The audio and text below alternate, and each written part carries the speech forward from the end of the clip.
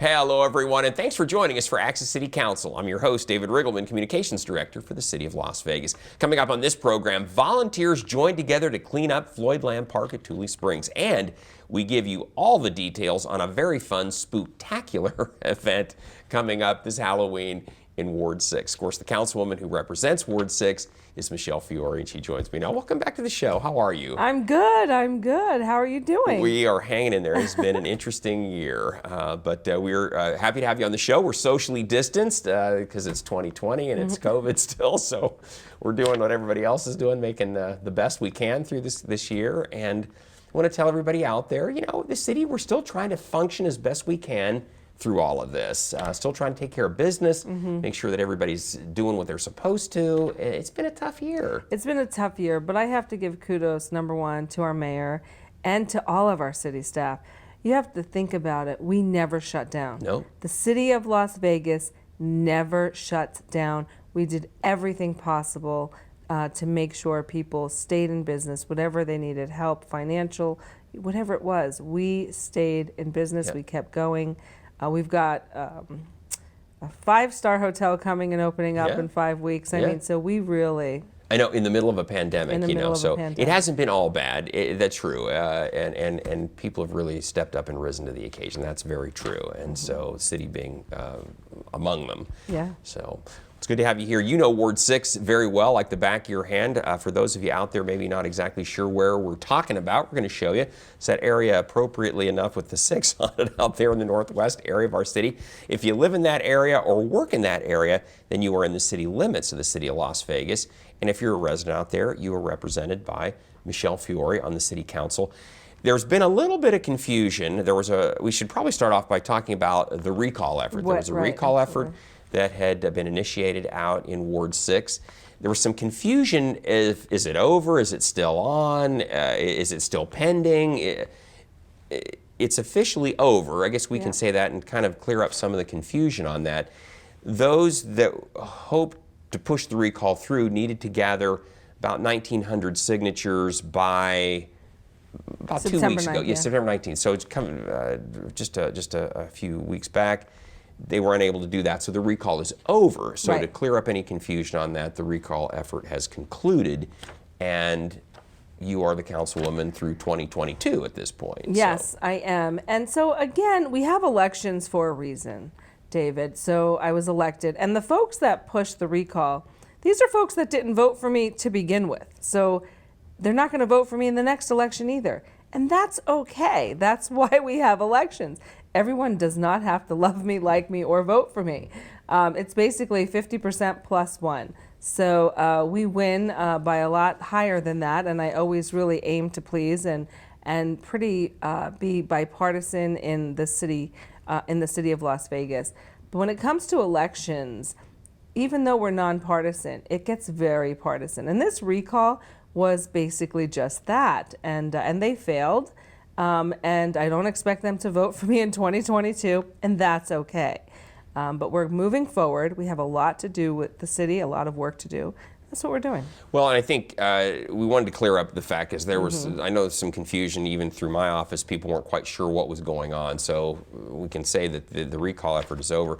We also let everybody know as well that one of the things you have done in your office and with your staff, you, Marianne, Drew, Chance, all of you folks have tried to be very accessible to the constituents. So if there are issues out within the ward, you have your Mondays with Michelle, or you had those before COVID, but your office is very accessible to people who have questions, issues, they want to communicate with you, raise an issue, easy enough to do. Before the end of this show, we'll tell you how you can get in touch with the councilwoman and her staff if there's something you want to communicate with. Absolutely, David. So, Councilwoman, we had, since you've been on the show, we had September 11th. We remembered September 11th. It's hard to believe it's been 19 years since that awful day. We have a lot of retired New York City police and fire that live in Las Vegas. We do. So, and you're originally from New York. Marianne and your staff's originally from New York as well. Everybody loves New York one way or the other. So on September 11th, out at Police Memorial Park, the 1013 Club gathered and remembered that day. They had obviously friends and coworkers that were involved in all of that, and many of them themselves were working at that time, but thankfully survived the day. Thank So, God. yeah. And so it was really pretty amazing. I mean, just the folks that love law enforcement. And I have to tell you, the majority of Nevadans, the high majority of Nevadans all love our law enforcement. September 11th is a very special day, near and dear to my heart. My brother and sister still live in New York, in Brooklyn. And so New York will always be a part of me. Well, you know, people refer to New York, I mean, next to Las Vegas, as the greatest city in the world. And for a lot of reasons, people all seem to have a connection one way or another to New York, whether it's through personal experience, television, movies. We all feel a connection to that city. And after that day, certainly we all did. Yeah. And so I'm glad that there was an opportunity to remember that day and those that were involved, and those retired guys that they made Las Vegas their home now, but we haven't forgotten. We haven't forgotten that day, and that's the idea. So, and then, Councilwoman, you had posted this on Facebook. You said, "Congratulations to John D. Ponder with Hope for Prisoners. You have worked so hard for so many, teaching them to get on the right path." And that is John. Now, this is at a council meeting prior to COVID, as he's being recognized by the city council. But John had been a prisoner himself, had gone to prison, and used the opportunity to turn his life around. I know that sounds cliche, but he not only turned his life around, but now he's dedicated his life to turning others around to where they get on that right path. That's right. He's a special man. So when he got out of prison, that was what he made his life work, is making sure that when folks get out of prison, they get on the right path so they don't go back. And he's done just that. He's gotten a pardon now, and we'll have him on our show later on in the year. Yeah. He is a friend of us here at Channel 2. We've had him on previous programs, Hello Mayor, for example. And his story is an amazing story. And you don't have to spend very much time with John before you just see how extraordinary he is and how he is the essence of what he professes. He has turned his own life around, and he's just been a light for so many others to get off a bad path and to become productive again. So a lot of folks, David, don't know that John and I have worked for many years together.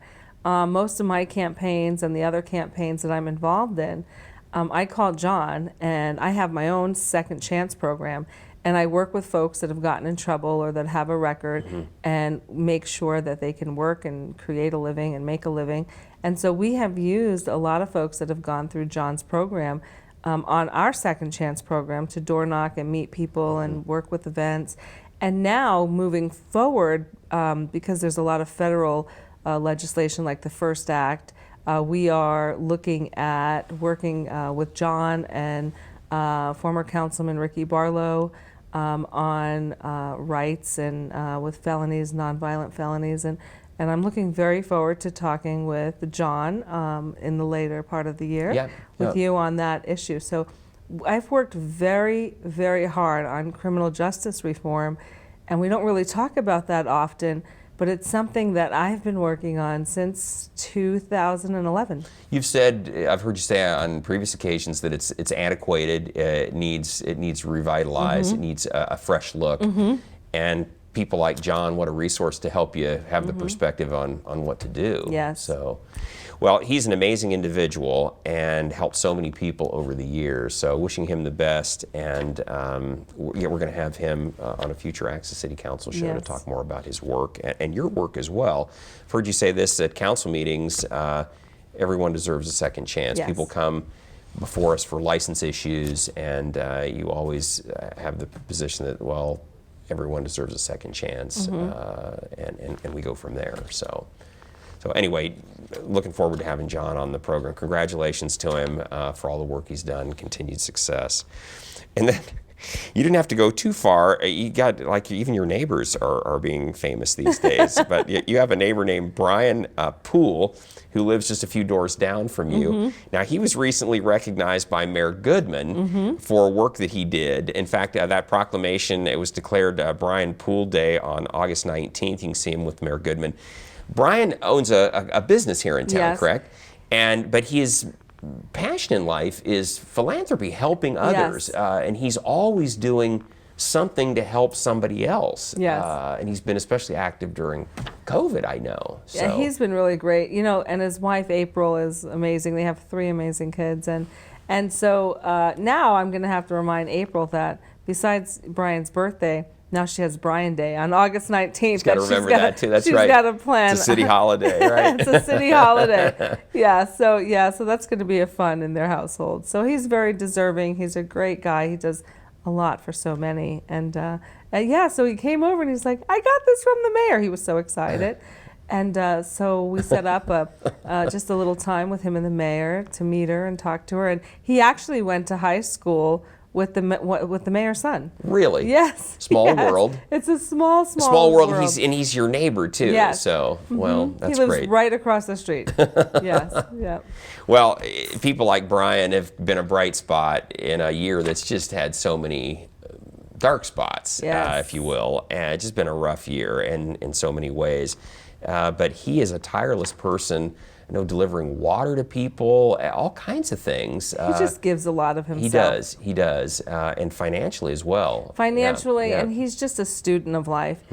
Brian Poole, what I know of Brian is he is constantly learning how to be better. I mean, he's a great guy. Yeah. And he's always just learning how to be better, and he's truly a student of this life. Yeah. Well, and I'm glad, we hear about so many unsung heroes, quote unquote. I'm glad that the mayor recognized him and that you did too on this program. So good for you. Congratulations, Brian. Keep up the good work. You're setting an example for the rest of us.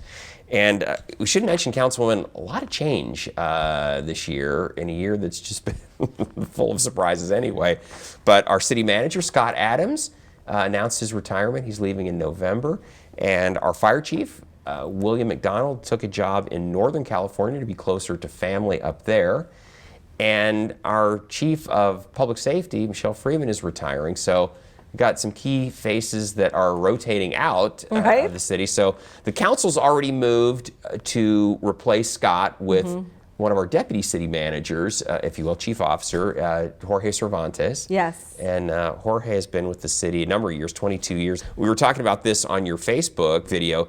Jorge literally started off as a project manager, then moved up to a manager, then deputy director, director of public works, and then, in essence, a deputy city manager. And now he's going to be our new city manager. I think Jorge's story is fabulous because he literally, 22 years in the city of Las Vegas, and it's from the mailroom to the city manager. You know what I mean? He's worked his way up.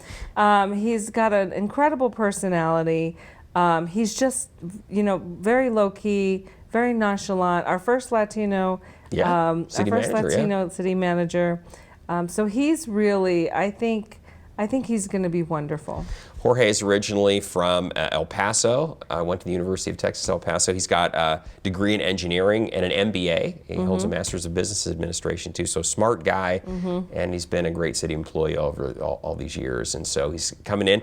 Tough time. We've got COVID issues and budget. Budget was a concern this year. Yeah. But Jorge's part of the city manager team now, and I think that was a good thought. We're going to keep consistent with the next person up. And so council unanimously selected him.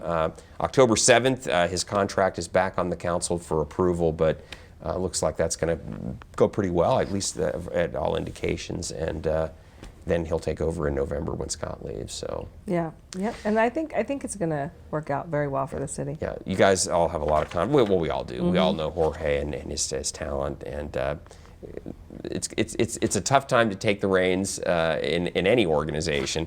But I think he'll rise to the occasion. He always does. And then our fire department, William McDonald, our fire chief Willie, had taken a job in Alameda County in the Oakland area. That's where his family's from. So we've got an acting fire chief right now, Jeff Buchanan. That is Jeff right there, and a very talented guy. He's worked for North Las Vegas, the county, and we've stolen him over here at the city. So great guy, and he's got a great executive staff over there, Dina D'Alessio and Sarah McCrae as well. And I think he's going to be wonderful. We had a meeting, and he's diverse in so many things. He's diverse in food, Italian wine. So we had a great meeting with some folks, and when you're meeting with someone, you talk about this, you talk about that. His background is amazing. He's energetic, and he has a lot of visions for the city of Las Vegas. So I'm excited about Jeff Buchanan. Yeah, Jeff's a great guy. He's a graduate of Michigan State University. Big Spartan fan, and again, like so many of us, made Las Vegas his home, and we're glad he did. So good luck to Jeff as we move forward. And then we should mention our Department of Public Safety. That's our marshals, animal control, detention, our detention center, our corrections officers. Chief Freeman, Michelle Freeman, also going to retire. She actually was going to retire months back, and then held off because of all the changes going on in the world. But yeah, we'll be looking for a new chief of that department as well. So she actually she's such a sweetie. She was set to retire almost 2 years ago, and she stayed on because we needed her. And then COVID happened, and all this others. Crazy things, rioting, looting, and so she stayed on for us, for the city, for the people of the city of Las Vegas. So it's time for her to go and enjoy her life, and we've got to fill some pretty big shoes, and I say that because she's all about 5 feet tall, but I mean so the big shoes we got to fill are tiny, but mighty. Yeah, she was with the city about 28 years, a long time with the city, a lot of experience, a lot of institutional knowledge with the chief, and we're going to miss her around here. She's done a great job, but very capable, a lot of people out there who could step into her role as well, and that's going to be for the new city manager to figure out here as we move ahead, and then have it ratified by the council. So, but it's always interesting. Things like that always seem to come in bunches. I don't know why that is. When something happens like that, when somebody retires, then several others do at the same time. So anyway, so we want to keep you updated on all of that. Councilman, we should let everybody know, Floyd Lamb Park, you guys had a big cleanup out there August 27th, volunteers. We love volunteers. There's so much that we can't get to. We just don't have the resource to do everything. But when you get dozens of people showing up to help clean up, and look at all the trash they picked up, that's awesome. We really appreciate that kind of help. We have some really great citizens in the city of Las Vegas, and we had the Get Outdoors Nevada along with one of our restaurants. Luna Kailash? Luna Kailash. I don't know if I'm saying that correctly, but they were the organizers of getting the volunteers out there that day. And to go out and volunteer in August in Las Vegas is rough. Heat. You got to get out there at 5 in the morning, because otherwise you're burning up by about 7 o'clock. Yes, so I kudos to them. And I have to tell you, Chance Bonaventura in our office, he's probably done about 8 of these cleanups, and he literally gets out there with his gloves. And Chance is a boy's boy, you know what I mean? He's all guy, and so he and Marianne's going to go out in the next one too. Yeah, and Marianne in your office. She'll probably go out more in November. Wiser, very wise. That's a good month to go out on a cleanup because. And we'll turn it into a hike afterwards. Yeah, too. That's nice. That's nice. That is a beautiful facility out there, and you got a lot of folks that take such pride in that area. So, like I say, we really love volunteers at the city. No matter what ward you live in, there's always a project that you can volunteer for. So communicate with Councilwoman Fiore or any of the council offices, and we'll get you connected to where those are. But if you've got a passion for helping in those kinds of things, maybe it's a scout project that you're looking for, a merit badge opportunity, something like that, let us hear from you, because we love the elbow grease that comes out and helps. It's true. It's so true. So true. Very good. And speaking of Floyd Lamb Park out at Tule Springs, the hay barn out there, you had posted this on social. You said, our jewel in the desert hay barn in Floyd Lamb Park in Tule Springs has new shingles. And check it out, everybody.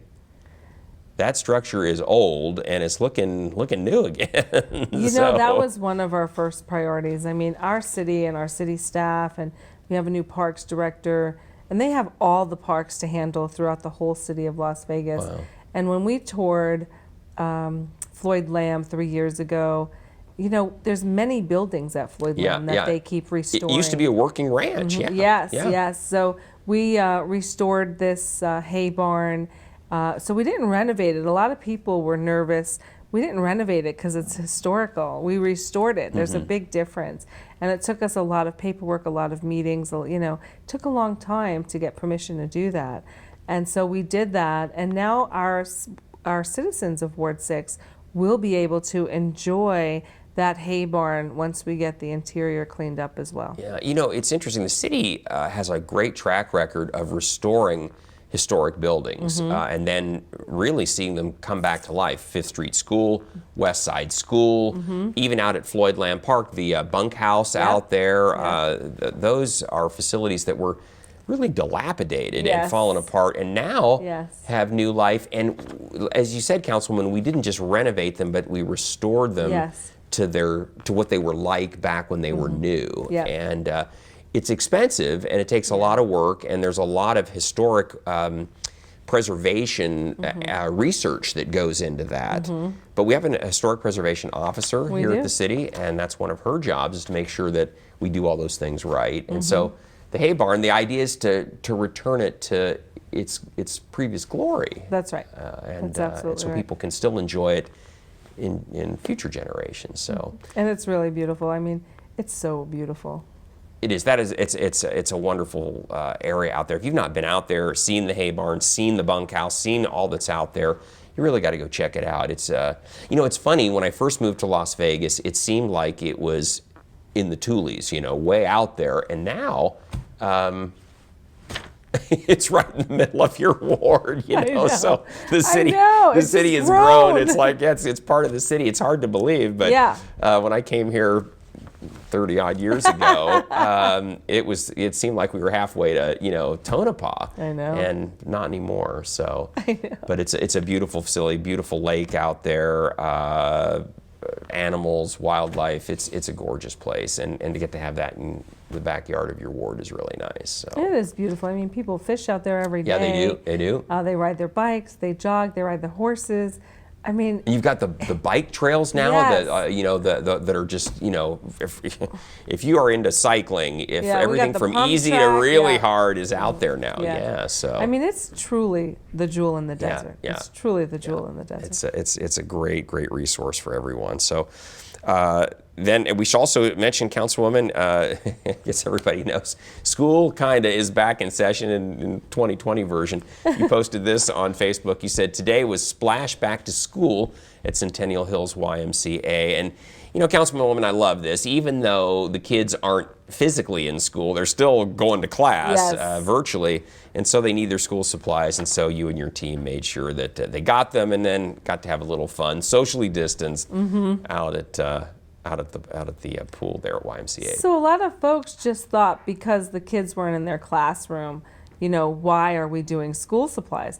Well, the kids are in their classroom at home on Zoom, and they need their school supplies. Sure, you still got to write. Yeah, they still have to do all their things. So it was my pleasure to do the back to school and raise, you know, enough funds to make sure that we had that. Yeah, well, that's important. And it wasn't the way anyone envisioned the school year to start back at the beginning of the year, but, you know, everyone's making do and getting used to distance learning and all the things that go with it. And the kids still, like you say, they still need that stuff. Yes, so they do. My kids are not really, my children, meaning my adult mom children, are not really enjoying this Zoom No, because class. now they're teachers now. Because now they're teachers, and so they can't really work at those times. It's tough. And when you have other children in the house, my youngest one has 4, so she has a 1-year-old and a 3-year-old, while her 10 and 7-year-old trying to go to school. So then you've got the 1 and 3-year-old screaming in the background. So imagine if her household is doing that, the other households are doing that. Even though the children are unmuted, it's very hard for young ones to focus when their 3-year-old sister is pulling on them and biting them and pinching them, Yeah. and they're supposed to be in school. Right. It's been So, an interesting year. It's been challenging, and thank goodness that they're young enough that they can do it again, right? Right. But I really, for their sake, hope that they get back in the classroom sooner rather than later. I think everyone's hoping that we get back to normal sooner than later. It's been that kind of year. Councilman, we've got a movie in the park coming for you. Hocus Pocus is going to be on October 2nd out at Centennial Hills Park. Socially distanced. This is where everybody spreads out. There's a big amphitheater out there, folks, so everybody has to spread out on the grass. So bring your blankets. Just come on out. Again, everybody will be spaced out. That'll be about 6:30 on October 2nd. Come out and enjoy the movie. And again, it's one of your favorites too, It isn't is. it? Hocus Pocus is fun. It's perfect for Halloween time. And we always try for our October movie to make sure it's perfect for Halloween. Yeah, exactly. And the weather's finally cooling off now, so you can really enjoy that. And then we want to let everybody know, Councilwoman, this is a big deal. You have a Spooktacular Halloween event taking place on the 31st, which is a Saturday this year, from 5 to 7 out at Floyd Lamb Park at Tule Springs. Now, this is a drive-through event. Yes. Not exactly, how we've done it in the past. Different this year. It's going to be a drive-through. They can still wear their costumes, but drive through and get their candy as they drive through. Which you did. You did something similar at Easter. We did. Yeah. We did. I just don't want any of our children to miss out because of this pandemic. Originally, we were doing our Halloween full-blown, with our stage, with, everyone running around in Tule Springs. Because we thought it was all going to be over by then, right? But now we're hearing something different, and, we work hard on trying to obey what the governor wants us to do.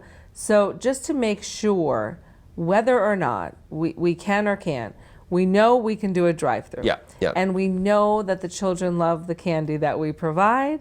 And so it's just going to be very exciting. And be safe, folks. Again, Councilwoman and her team did this at Easter, where the kids could drive through and get their Easter baskets. And it's going to be kind of the same thing this time around. Because I know a lot of parents are like, do I take the kids trick-or-treating, not trick-or-treating? What are we going to do instead? So Ward 6 has got a great alternative, a safe one that everyone will be COVID-free through. It's true. It's a COVID-free Halloween. Exactly. That's what we're shooting for. So, gosh, you can't make this stuff up this year. You cannot. Well, Councilwoman, we are running out of time here, but we want to tell everybody out there, we always want to hear from you. So if there's something you'd like to share with Councilwoman Fiore, you can find her on Facebook and Twitter. You can also contact her just by picking up the phone, 702-229-6405, or you can send her an email. Her address is mfiore@lasvegasnevada.gov, and she or one of her great staff will get right back to you. So great having you on the program. It's always fun, David. We'll have you back in 6 weeks. I think the plans are maybe to have Jorge on with us next time, our new city manager, and talk about what he has envisioned for the city and how that'll all work with the council's plans. So in the meantime, stay safe out there, and we'll see you in 6 weeks, okay? Yes, thanks, David. You're very welcome. I want to thank you for joining us for this edition of Access City Council. Our next show begins airing on September 24th with Ward 1 City Councilman Brian Knutson. You can now catch all of our KCLV shows on Apple TV, Roku, and Amazon Fire. And don't forget, you can watch us live on the internet at kclv.tv. Thanks for watching, everyone. We'll see you next time around. Stay safe.